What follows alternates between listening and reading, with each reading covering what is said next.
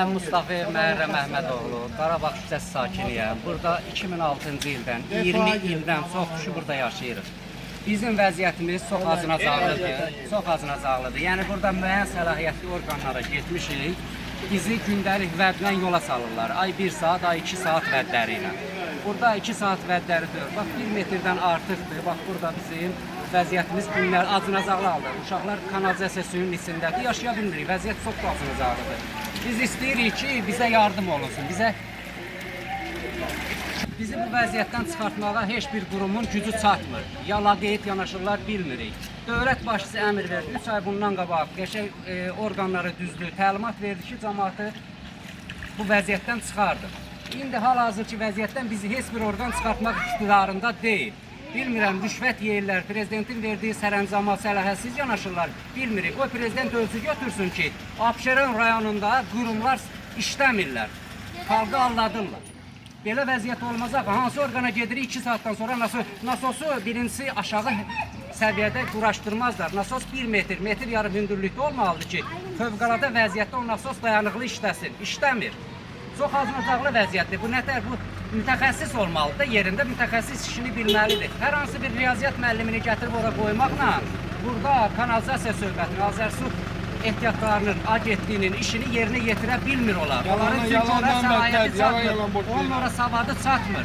Ya da ki, etinasız yanaşırlar, prezidentə yalan məlumat verirlər. Xahiş edirik, ölçü götürürsün bu Qarabağ küçəsində bizim kanalizasiyanı prezident layihəyə salıbdır, əmr veribdir, yarımçıq saxlayıblar kanalizasiyasını. Bura vəsait ayrılmalıdır, vəsait ayrılmır. Vəsait ayrılır, basıb yeyirlər, qardaşım. Vəsait ayrılır, 2 il bundan qabaq. 2 il bundan qabaq o iş dayandırılıbdır. Hansı orqanda kimin adamı var, bax belə deyək, xalqın dili ilə deyək, kimin daydayı var, onları iş görürlər, oranın işini görürlər. Başqa adamların, sözü deyə bilməyən adamların, kasıbın, yetimin, yesiri qalır qıraqda. Xahiş edirik, bizim səsimizə səs versinlər, bizi bu vəziyyətdən qurtarsınlar. Cənab Prezident, biz sizi 20 ildir, xalq sesi, yəni müəyyən işlər gördüyünüzə görə, xalqın yanında olduğunuza görə biz sizi seçmişik. Biz sizə güvənirik. Sadəcə olaraq sizin səlahiyyətli nümayəndələriniz sizin dediyinizi, sizin etimanınızı doğrultmur. Bizi alladırlar. Bizim ümidimiz bir dənə sizə çatır ki, iş görən adamları ora qoyun. İş görməyən, yarımçıq iş görənləri bura təyin eləməyin. Xahiş edirik, bizim ümidimiz sizə qalıb. Ancaq sizdən yardım gözləyirik. Başqa heç kimdən. Çünki hamısı bir-birini yola verir. Sağ ol. Buyurun. 3 günlük yağış. Siz özünüzü təqdim edin birinci. Yağış yağandan bəri bu vəziyyətdir. Evlərdə su 1 metrdən yuxarıdır. Evin əşyalarıyla qarışır, ev batır. Millət hamısı əxyalın evin içində gəzişirlər. Bu qədər olmaz da icradan tutmuş, fövqəladəsindən tutmuş, hamısının yanına getmişik, hamısı yola verir. Yalan günü büyüne qədər yola verirlər.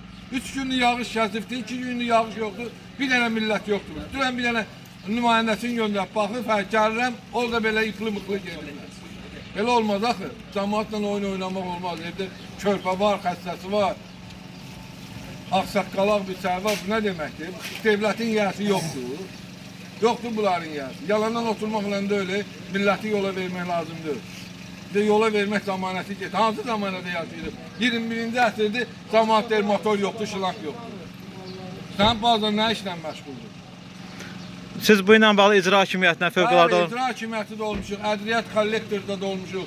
Dünəndən bütün nümayəndə də orada işə salıblar. İşə düşən kimi gəlib çəkirik, gecə də olsa çəkirik. İndi bir günlər saat 11-12-nin yarısıdır, hələ bir dənə nümayəndə yoxdur burada. Dünəndən fövqəladə hallar, sonra su idarəsi, su kanal idarəsi, qəza xidməti, icra hakimiyyəti. Hərlənirik, o yıxır onun üstünə, bu yıxır bunun üstünə. Heç birini gəlib kömək eləmir. Cəmaatın evini su basır. Elə illər var ki, onun üstünə çıxır. Bizdə həyət pis gündədir. Fakt görüntüdür, bax, fakt görüntüdür. Adamın çəkməsi boy vermir. Ayaqlarının içində su dola-dola piyada qaldıqaz gedir. Belə olaraq... 2 gündür biz hara gəldik, şikayət edirik. Qaynaq xətləri şikayət edirik. Bizə heç bir idarə, müəssisə köməklik eləmir. Adamlar ora göndərirlər, oradan bura göndərirlər, buradan bura göndərirlər. Tezləndən 3 dənə icra hakimiyyətinə gedirik, bələdiyyə gedirik, nədir o kollektorin yanına gedirik. Elə deyirlər ki, gəldik. Hələ gəlib çıxan yox. Biri də deyir ki, hələ mən Qaradağdan mən indi çıxıb gəlirəm, gedim nə vaxtı gəlib çatacağım, o vaxtda gəl, mənim samolyotum yoxda deyir, uçam düşəm oraya.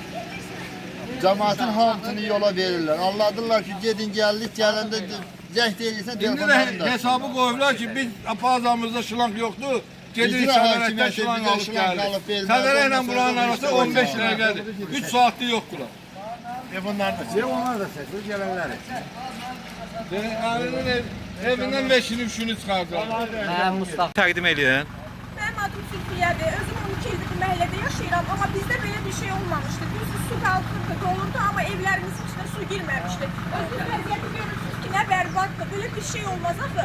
Mən uşağımı evimdən çıxartmışam, özüm evdən çıxmışam, evimizi qoymuşuq xəlvət, belə bir şey mümkün deyil də, yəni.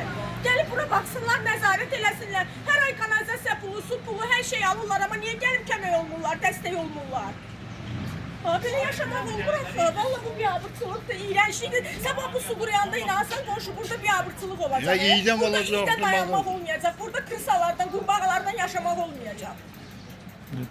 Və səsimizi çıxartmırıq, minməsinlər də insan başına, beyninə. Belə şey olmur axı.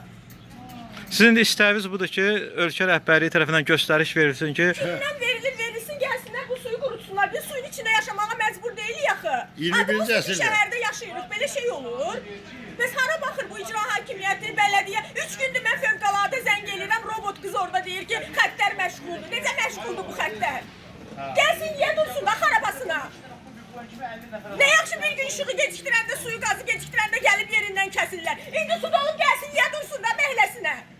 Bu tərəf qalıb qupquru, o tərəf suyun içində. Biz adam deyilik, biz yaşamayaq, necə eləyək biz?